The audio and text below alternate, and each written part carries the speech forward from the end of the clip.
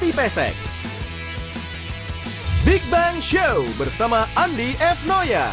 Music on Campus bareng Tulus. Super Stand Up seru oleh 8 finalis Suci 6. Dan bertemu dengan para aktor dan aktris Get Up Stand Up. Menangkan door prize 1 unit sepeda motor. Datang aja ke Geraha 10 November ITS Surabaya, 14 dan 15 April. Untuk pendaftaran dan info, klik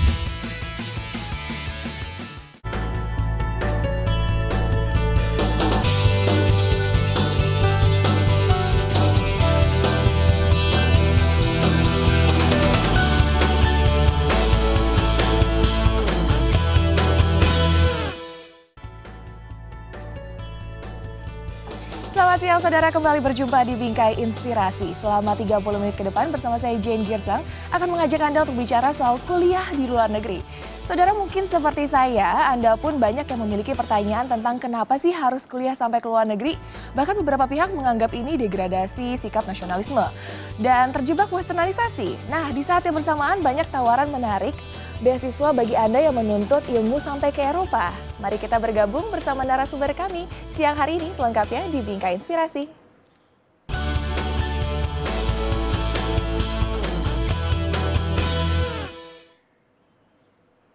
Ya, dan sudah hadir narasumber spesial kita pada siang hari ini, Bapak Bimo Sasongko, yaitu selaku Sekretaris Jenderal Ikatan Alumni Beasiswa Habibie dan sekaligus pendiri Euro Management Indonesia, dan juga ada Bapak Dimas Oki Nugraha, selaku Doktor Antropologi Politik British Chevening Award, alumni penerima beasiswa. Selamat siang, Pak Dimas dan juga Pak Bimo. Apa kabarnya siang hari ini? Bagus. Luar biasa baik. Baik, langsung aja kita membahas mengenai kenapa sih harus kuliah ke luar negeri. Nah, kita mulai dari Pak Bimo dulu ya. Pak Bimo, kan banyak pertanyaan, kenapa sih kita harus kuliah di luar padahal kan banyak nih pendidikan yang bagus di Indonesia. Nah, Anda sendiri juga penerima beasiswa nih. Boleh diceritakan? Ya, jadi ini ceritanya panjang nih. Jadi bangsa Indonesia ini sebetulnya dalam track record yang benar nih. Jadi pada waktu Presiden Soekarno di sekitar tahun 1950-an dia menggaungkan program pengiriman anak-anak bangsa tamat SMA untuk sekolah ke negara-negara Eropa pada saat itu. Nah, itu terkirim 500 orang. Mereka menuntut ilmu di bidang teknologi penerbangan dan teknologi perkapalan karena Bung Karno punya visi yang besar bahwa bangsa ini akan maju kalau menguasai 2 bidang itu. Selanjutnya dilanjutkan lagi oleh programnya Pak Habibie pada saat itu tahun 1980 sampai 1996. Setahun sebelum Krismon berhenti di situ. Nah, Pak Habibie pada waktu Menristek Republik Indonesia bisa mengirimkan anak-anak bangsa tamatan SMA untuk studi ke 9 negara maju dunia, termasuk Jerman, Prancis, Inggris, Belanda, Amerika, Kanada, Jepang, dan Australia. Nah, sayangnya di tahun 1997 program ini berhenti. Padahal negara-negara lain terus melanjutkan dari Vietnam, Kamboja, Malaysia. Apalagi kalau udah kita berbicara dengan seperti Vietnam dan Korea Selatan, Cina dan Korea Selatan ini luar biasa jumlahnya. Nah, ini kita tertinggal jauh nih. Nah, untuk itulah saya berusaha menggaungkan kembali agar anak-anak bangsa Indonesia tamatan SMA ini untuk bisa sekolah lagi ke luar negeri. Apalagi di zaman yang globalisasi, sosial media di mana-mana, bangsa Indonesia tidak boleh terpuruk. Nah, berdasarkan fakta sejarah, peradaban dunia itu biasanya terjadi apabila negara itu bisa mencuri, mengambil ilmunya dari negara-negara maju dunia. Contoh seperti misalnya pada saat Renaissance di Eropa, mereka bisa maju karena mereka mengirimkan anak-anak muda mereka untuk menuntut ilmu pada saat itu, pada saat Eropa dalam dunia Dark Ages, kegelapan, itu ada namanya peradaban Islam yang luar biasa maju. Dari segi teknologi, dari segi budaya, dari segi ekonomi. Nah, mereka mengirimkan itu ke pusat-pusat budaya mereka seperti di Baghdad, Cordova, Sevilla, Toledo, dan lain sebagainya. Nah, itu berlaku juga pada zaman restorasi Meiji, Jepang. Juga proses pengiriman mahasiswanya luar biasa banyak ke Amerika dan Eropa. Nah, juga sekarang Cina dan Korea melakukan itu juga. Nah, bangsa Indonesia kok berhenti nih sejak tahun 97, tidak ada lagi program pengiriman mahasiswa Indonesia ke luar negeri secara sistematis dan masif gitu loh. Ini yang sedikit membuat kita agak sedih nih. Padahal bangsa Indonesia ini katanya dalam tahun 2030 berdasarkan laporan-laporan dari institusi asing seperti McKinsey, World Bank dan lain sebagainya akan menjadi 6 besar dunia, ya kan, setelah Cina, Amerika, India, Brazil, Rusia. Ya kan, tapi saya yakin kalau bangsa Indonesia tidak dipersiapkan dari segi SDM yang unggul, berwawasan internasional dan pernah kuliah di luar negeri, bangsa kita tidak akan mencapai prediksi itu. Nah, ini yang ingin saya gaungkan terus di berbagai media agar bangsa Indonesia siapapun juga untuk bergeraklah menuntut ilmu ke luar negeri. Jadi dikarenakan hal itu maka muncullah program beasiswa Habibie ini ya, di kebutuhan untuk mencuri ilmu dari depan luar itu ya. Iya, betul. Oke, kita kembali ke kalau ke Pak Bimo itu, ke Pak Dimas tepat ya. Kalau Pak Dimas ini kan S1 di Indonesia, S2 di Scotland, dan S3 di Australia. Nah, ini kan banyak sekali mahasiswa juga mengejar program beasiswa seperti ini, S1, S3, S2, S3 terutama, karena kan gratis. Tanggapan Bapak sendiri? Ya, kalau sebenarnya begini, jadi tentunya bagi seorang mahasiswa itu bercita-cita untuk bisa mendapatkan beasiswa dan mendapatkan kesempatan untuk bisa melanjutkan studi di pasca sarjana, apakah itu di dalam negeri, kampus dalam negeri atau kampus luar negeri. Tapi tentunya kalau ditanya mayoritas, tentunya mereka sangat ingin untuk studi di luar negeri. Kenapa studi di luar negeri? Selain karena memang kampus-kampusnya di sana itu cukup sangat baik ya, dari segi kualitas, kita lihat di sana fasilitas, library, ya, perpustakaannya luar biasa. Selain itu juga tentunya adalah kedalaman ilmu, riset dan seterusnya yang luar biasa. Tapi juga sesungguhnya seperti yang disampaikan tadi adalah ada kesempatan kita untuk bisa bertemu banyak orang, membangun jaringan, dan juga selain itu adalah kita bisa belajar dari bagaimana sebuah bangsa ya, atau sebuah negara itu bisa membangun masyarakatnya sehingga kemudian bisa maju. Tentunya keinginan kita adalah bukan belajar ke negara-negara yang secara progresivitasnya itu di bawah Indonesia. Kita harus cari negara-negara yang justru ya kita bisa belajar dari mereka, justru bangsa yang maju dari segi bisa IT, bisa bisa ekonomi dan seterusnya. Jadi saya pikir itu menjadi nilai plus yang diinginkan. Selain tentunya ini adalah pengalaman berharga juga, karena kita ketahui bahwa dari pengalaman kita selama ini mendapatkan beasiswa itu dulu relatif agak susah. Nah, di zaman sekarang kesempatan untuk mendapatkan beasiswa apakah itu ditawarkan langsung secara institusi atau kita mencari secara individu, itu juga sebenarnya melalui sosial media, internet dan seterusnya, itu sesungguhnya memberikan kemudahan yang luar biasa. Dan pengalaman saya tidak ada yang jarang sekali jalan, kecuali sangat beruntung ya. Jadi saya adalah pencari beasiswa yang sangat yang sangat telaten ya.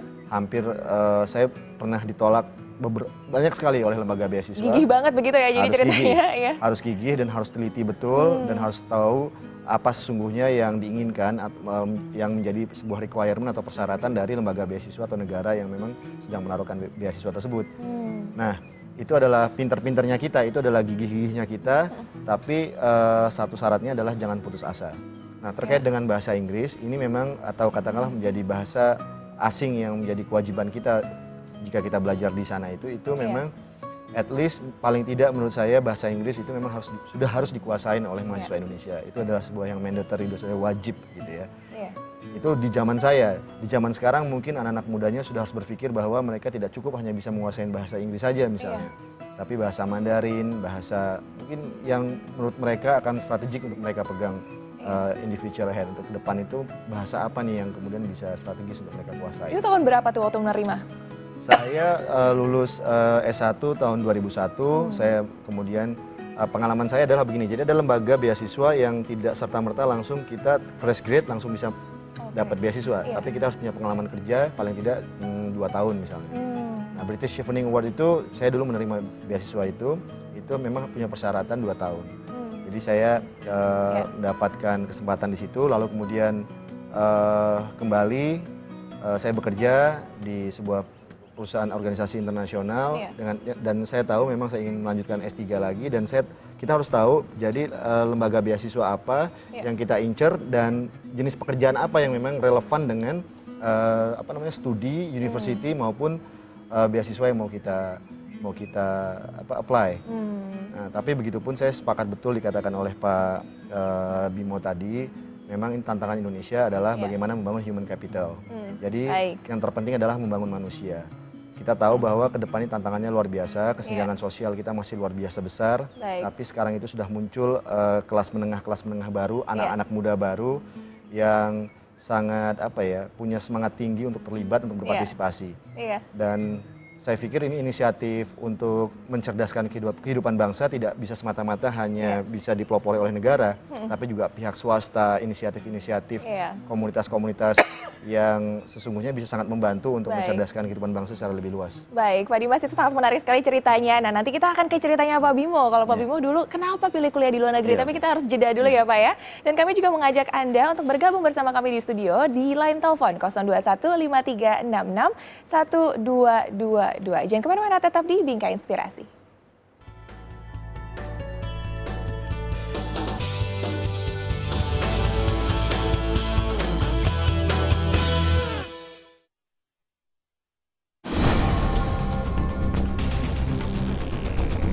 Investigasi mendalam, menyimak fakta di Berkas Kompas setiap Selasa pukul 10 malam di Kompas TV. Jelasin hasil meeting lewat video call. Cek kuota dulu. Terus pilih paket internet dulu. Udah milih? Jangan lupa beli. Mau cara gampang? My Telkomsel App. Satu aplikasi yang memudahkan proses pembelian paket internet, bayar tagihan kartu Halo, isi pulsa, sampai cek dan tukar Telkomsel Point. My Telkomsel App. Download sekarang.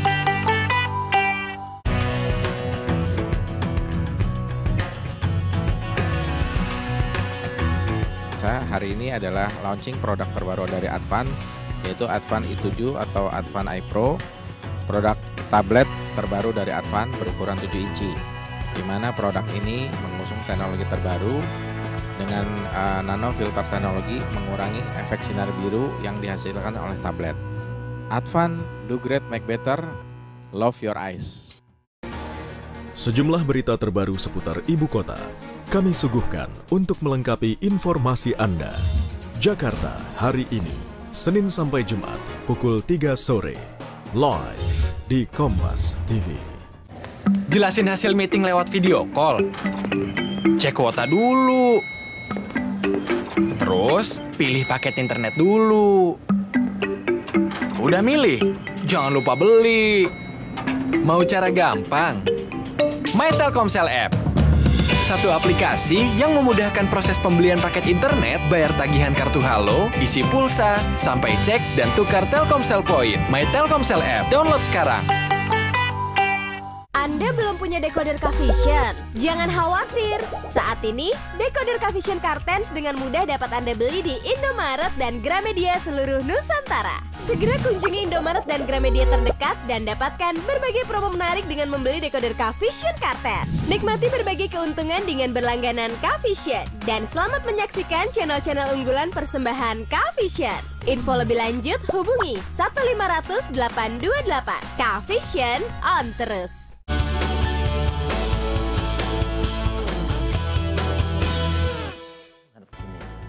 Terima kasih Anda masih menyaksikan Bingkai Inspirasi dan kami masih melanjutkan perbincangan mengenai kenapa sih harus kuliah di luar negeri. Dan kami ingatkan bagi Anda pemirsa yang ingin bergabung bersama kami bisa menghubungi 02153661222. Masih bersama narasumber saya Pak Bimo dan juga Pak Dimas. Pak Bimo, boleh nih cerita sedikit waktu itu soalnya ngambil beasiswa di mana? Ya, jadi ini sebenarnya cerita background saya nih. Nah, gara-gara background saya ini, saya hari ini sejak 13 tahun lalu termotivasi untuk juga agar generasi muda kita juga seperti saya, seperti Pak Dimas bisa menuntut ilmu ke luar negeri, ke negara maju dunia. Jadi saya pada saat itu lulus SMA tahun 90, saya diterima di ITB Bandung, jurusan Teknik Informatika. ITB itu jurusan paling susah di Indonesia, udah nggak ada lagi yang lebih tinggi dari itu, ya kan? Nah, tapi saya dapat beasiswa saat itu dari Kementerian Riset dan Teknologi BPPT. Pada saat itu dari tahun 80 sampai 96 itu anak-anak SMA Indonesia itu tahu semuanya. Padahal dulu belum ada sosial media bahwa kalau Anda lulus SMA itu ada, Anda kalau mau sekolah ke luar negeri S1 tanpa biaya gratis daftar ke BPT atau ke Kementerian Riset Teknologi. Nah, kita berbondong-bondong, orang-orang pintar tuh berbondong-bondong ke sana, ya kan? Dari dulu tesnya tuh kalau nggak di Stadion Utama Senayan, hampir 200.000 orang tes yang diterimanya 100 orang per tahun. Jadi memang Pak Habibie itu mengirim per tahunnya itu 100 orang ya. Jadi total 15 tahun tuh hampir 1.500-2.000 orang terkirim. Nah, itu proses panjang, melelahkan, tapi worth it. Kita dikirim ke berbagai negara maju dunia, Amerika, Kanada, Inggris, Jerman, Prancis, Belanda, Jepang, Australia. Bidangnya juga macam-macam. Saya juga ngambil teknik penerbangan, aerospace engineering. Ada yang robotik, ada yang... Berarti menerima beasiswa S1? S1 nah, ya. Kendalanya apa sih untuk memburu S1 nih untuk anak-anak SMA sekarang? Nah gini, masalahnya ya sekarang ini ada namanya program beasiswa LPDP ya kan. Sayangnya LPDP ini dia tuh programnya hanya untuk mulai S2 dan S3. Padahal saya berpendapat bahwa program pengiriman tamatan SMA itu sangat penting. Kenapa sangat penting? Karena ya hampir semua negara melakukan hal yang sama. Itu Vietnam, Malaysia, Kamboja, bahkan Jepang, Korea Selatan. Mayoritas yang dikirim adalah tamatan SMA untuk sekolah ke luar negeri gitu loh. Kenapa anak SMA? Karena anak SMA itu usianya masih muda, sudah mandiri, belum tergantung dari siapapun. Ya rata-rata kan belum pada nikah kan. Kemampuan bahasanya juga sangat bisa mengikuti perkembangan. Udah beradaptasi begitu ya. Udah beradaptasi dan jangka waktu kuliahnya lama 5-6 tahun ya kan. Nah, itu yang kita dorong sebetulnya. Selanjutnya, statistik Mbak Zen, jumlah mahasiswa Indonesia di negara maju dunia ya itu saat ini tuh 30.000 orang, turun drastis dari zaman saya atau zamannya Pak Diman. Mungkin gara-gara krisis moneter, terus gara-gara juga 9/11 dan lain sebagainya. Nah, ini yang kita dongkrak, pada penduduk Indonesia 250 juta orang. Nah, sebagai contoh Malaysia yang penduduknya 30 juta orang, mahasiswa asingnya, mahasiswa Malaysia di negara maju dunia itu 50.000 orang. Kalau berdasarkan proporsi secara matematis, harusnya mahasiswa Malaysia di negara maju itu kan penduduknya kan 1/8 dari 30.000 mahasiswa Indonesia kan jadi sekitar 4.000-3.000 orang. Tapi faktanya 50.000 orang. Ya kan luar biasa nih. Yang lebih ekstrim lagi Korea Selatan, penduduknya 50 juta juga. Kalau artinya kan 1/5 penduduk Indonesia, harusnya mahasiswa Korea di negara maju itu sekitar 6.000 orang kan. Faktanya Mbak Jen tahu nggak Korea Selatan mahasiswa asingnya di Amerika di 120.000 orang, ini statistik ada di mana-mana. 120.000 orang yang harusnya 3.000 orang menjadi 120.000 orang. Wajar kalau Korea Selatan itu menjadi negara maju dengan cepat. Dan saya berpendapat bahwa pengiriman mahasiswa Indonesia ke luar negeri itu adalah untuk mempercepat kemajuan bangsa. Jadi memang negara tersebut mempunyai kesadaran tinggi itu ya untuk itu yang dilakukan oleh banyak peradaban dunia, dari peradaban Amerika, Jepang, terus Korea sekarang, untuk mempercepat negara itu supaya menyamai negara maju. Tidak bisa dia hanya kuliah di Indonesia. Makanya tadi ada pertanyaan kan, kenapa sih nggak kuliah di Indonesia aja? Wah, itu jadi jawaban kita harus memperbaiki SDM kita begitu ya Pak ya? Universitas di Indonesia udah bagus. Mbak Zen, universitas di Indonesia itu artinya masih banyak hal yang bisa kita lakukan kalau kita orang-orang kita bisa dikirim ke negara maju. Kita ke Pak Dimas terlebih dahulu nih. Untuk menentukan universitas ataupun negara mana yang akan dituju itu seperti apa sih? Ya pertama tentunya kita sudah harus tahu bahwa jika kita ingin memperdalam ilmu tertentu, ini pengalaman kita ya, saya saya S1-nya kan dulu di Indonesia di Universitas Airlangga Surabaya. Lalu saya tahu, studi saya dulu ilmu politik, political science. Saya tahu misalnya kalau saya mengkaji tentang political science lebih lanjut, saya ingin fokus di mana. Nah saya tahu misalnya dulu saya S2-nya mengambil politik, international politics, hubungan internasional. Saya tahu Inggris adalah tempat yang sangat spesial karena di situ ada satu pendekatan atau teori yang saya suka misalnya. Nah saya lalu kemudian apply ke kampus di Inggris. Dan lalu saya mulai dari sana saya pelajarin kampus mana, lalu siapa profesornya atau siapa dosen pengajarnya, lalu kemudian apa aja kurikulumnya, studi dan seterusnya. Lalu kotanya juga sangat mempengaruhi, misalnya kota itu cukup menarik apa tidak, cukup enak atau enggak dibuat. Kadang-kadang kan tentunya kita ada aspek kita pengen traveling nih, pengen jalan, nah kota mana yang menarik atau strategis enggak kotanya untuk dekat dengan kota-kota yang lain misalnya. Nah itu pengalaman yang juga saya alami ya.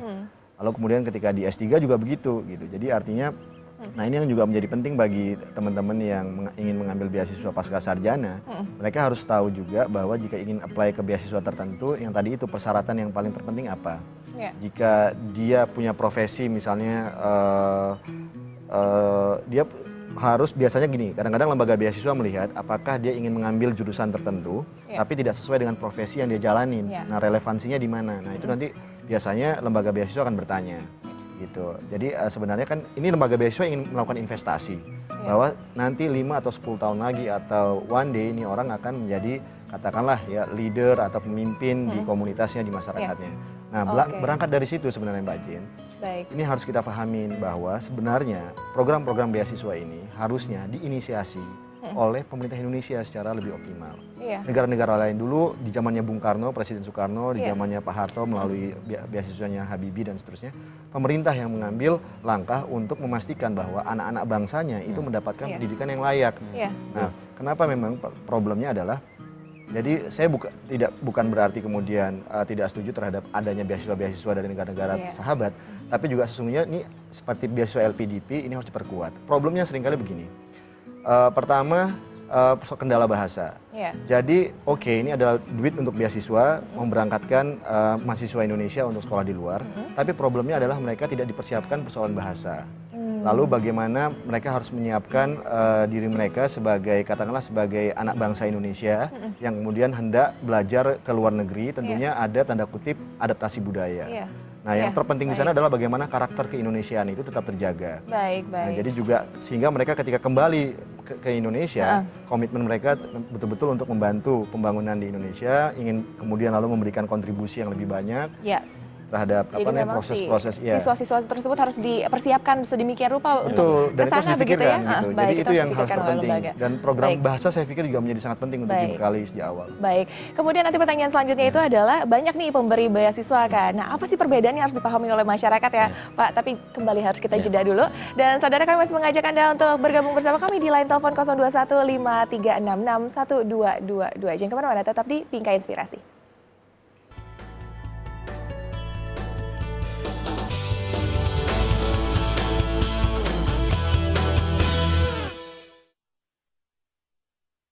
Kampus Kompas TV hadir di kotamu. Datang aja ke Geraha 10 November ITS Surabaya. 14 sampai 15 April. Gratis! Jelasin hasil meeting lewat video call. Cek kuota dulu. Terus pilih paket internet dulu. Udah milih? Jangan lupa beli. Mau cara gampang? My Telkomsel App. Satu aplikasi yang memudahkan proses pembelian paket internet, bayar tagihan kartu Halo, isi pulsa, sampai cek dan tukar Telkomsel Point. My Telkomsel App. Download sekarang.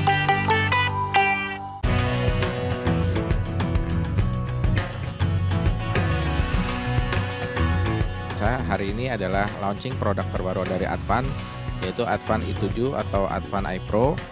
Produk tablet terbaru dari Advan berukuran 7 inci, di mana produk ini mengusung teknologi terbaru dengan nano filter teknologi mengurangi efek sinar biru yang dihasilkan oleh tablet.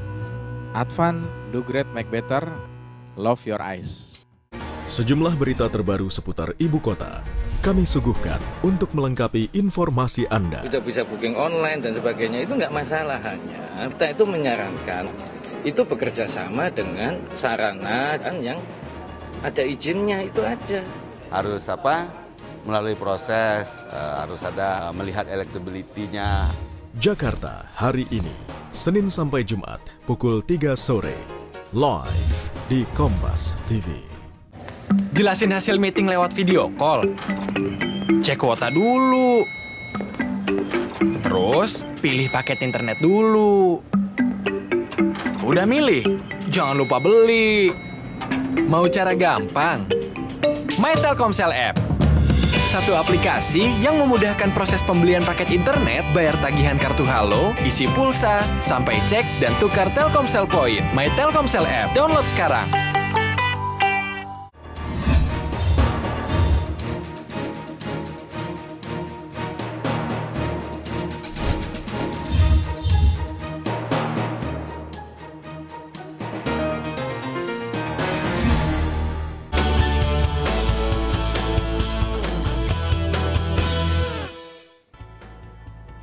Terima kasih Anda masih menyaksikan Bingkai Inspirasi dan masih bersama narasumber saya Pak Bimo dan juga Pak Dimas.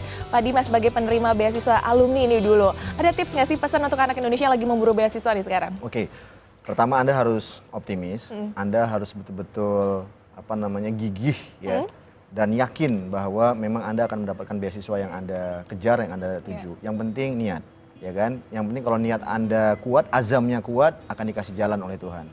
Nah, itu satu. Yang kedua, dan memang studi di luar negeri itu tidak mudah, ya. Yang sudah pasti adalah kita di sana coba bersaing dengan anak-anak muda atau pelajar-pelajar yang dari Asia saja dulu.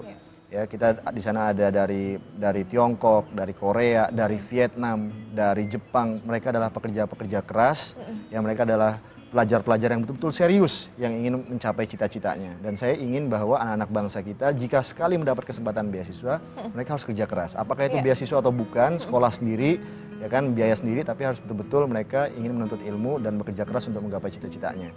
Yang pertama. Dan yang kedua, dan itu memang ketika di sana pilihan itu tidak hanya harus untuk degree, ya, artinya memang gelarnya master atau apa tidak, tapi non degree juga banyak kampus-kampus yang menawarkan program yang non degree.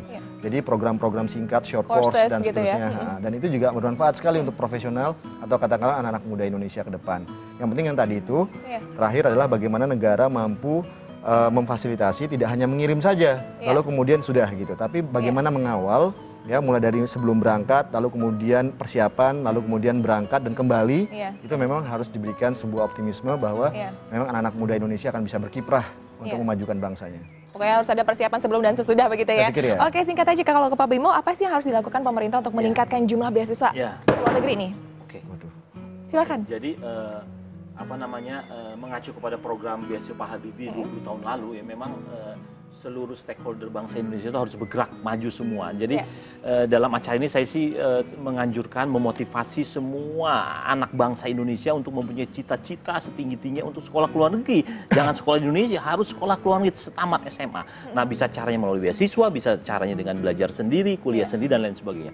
Apalagi di beberapa negara seperti di Eropa itu uang kuliahnya gratis, tidak ada uang kuliah sama sekali. Nah, ini yang masih banyak orang Indonesia nggak tahu. Dan kedua, saya pikir bangsa Indonesia memang karakteristiknya mempunyai mental yang memang beda dengan orang Malaysia, orang Vietnam, orang Korea yang berani untuk melanglang buana ke negara lain, ya kan, padahal mereka dari segi kemampuan uang finansial ada, orang tuanya berpendidikan tapi tetap tidak berani untuk sekolah ke luar negeri. Nah, itu yang harus kita drive mereka untuk berani menuntut ilmu ke luar negeri, apalagi dalam masyarakat ekonomi ASEAN yang dibutuhkan tidak hanya degree, yang dibutuhkan adalah kemandirian, kepedean, kemampuan bahasa asing, bergaul dengan orang bule, karena orang Indonesia kan kalau udah ngeliat orang asing wajahnya putih udah takut, ya kan, padahal dia tidak lebih pintar dari kita, bahkan banyak yang lebih bodoh. Akhirnya masuk ke dalam diskusi politik, negosiasi politik, ekonomi, budaya, kita kalah terus, minder semuanya. Nah, untuk itu tugas pemerintah baik pusat, daerah, gubernur, wali kota, presiden, menteri semua, bahkan bank-bank BUMN, industri BUMN itu semua bergerak menyisihkan sebagian uangnya untuk membuat program-program beasiswa sehingga sangat masif dan jutaan orang bisa sekolah ke luar negeri dengan cepat. Itu yang dilakukan oleh Malaysia, itu yang dilakukan oleh Vietnam, dan itu yang dilakukan oleh Cina. Sedikit tambahan. Dan yang penting juga adalah bagaimana negara justru memberikan arah atau fokus bahwa studi apa yang sebaiknya diambil oleh para pelajar-pelajar kita. Sehingga tentunya setelah berpendidikan di sana kemudian kembali membangun Indonesia dan relevan, ya, Pak. Baik, terima kasih atas waktunya Pak Bimo dan juga Pak Dimas. Semoga dengan adanya program beasiswa ini semakin membuat sumber daya manusia berkualitas dan berkarakter. Baik, dan saudara, pendidikan yang baik akan mencetak pemimpin masa depan yang berkualitas, dan pengembangan kualitas sumber daya manusia di berbagai bidang turut menunjang percepatan pembangunan di Indonesia. Jadi jangan ragu untuk mendapatkan pendidikan terbaik setinggi-tingginya, baik di dalam maupun sampai ke luar negeri selama untuk membangun Indonesia. Kenapa tidak? Saya Jen Girsang pamit undur diri. Terima kasih atas kebersamaan Anda. Selamat siang, sampai jumpa.